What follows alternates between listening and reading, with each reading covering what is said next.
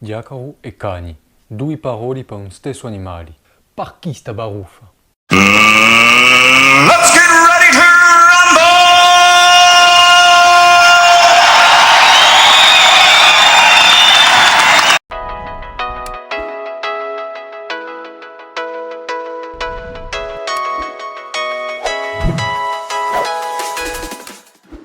Qui di definizioni non c'è bisogno.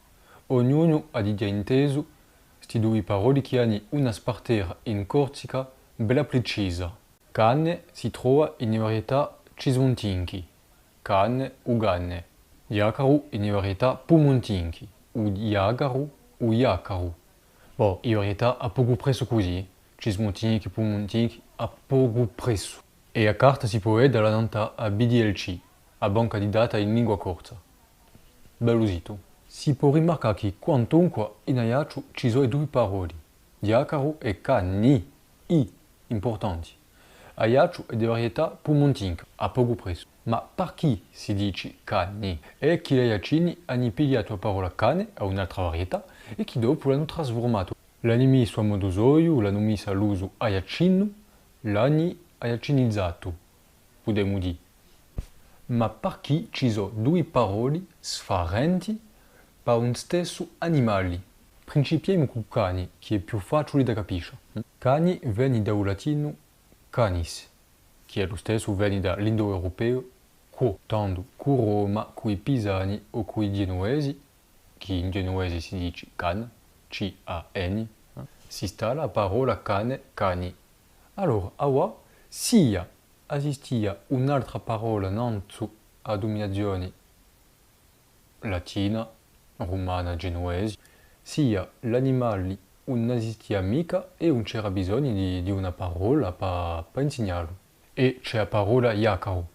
Di iacaro non conosciamo mica l'etimologia, tanto è considerato iacaro come pre-indo-europeo o pre-latino, vale dire che viene nanzu al latino. Certi pensano che ha la stessa radica che il basco sacro.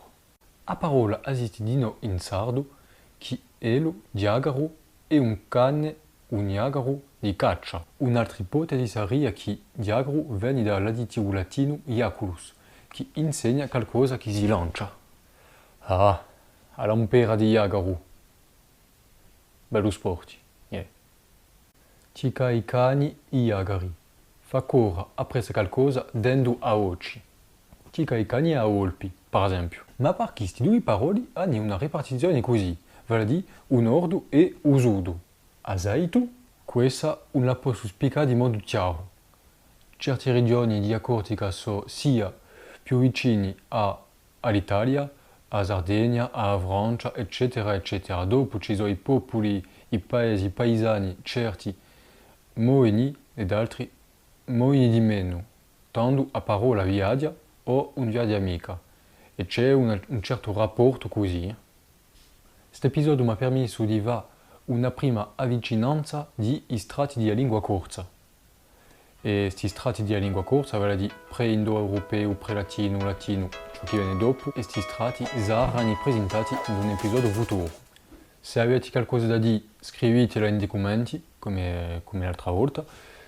Se vi piace così, se non vi piace mica così, e se vi interessa e può interessare ad altre persone, spartete il video.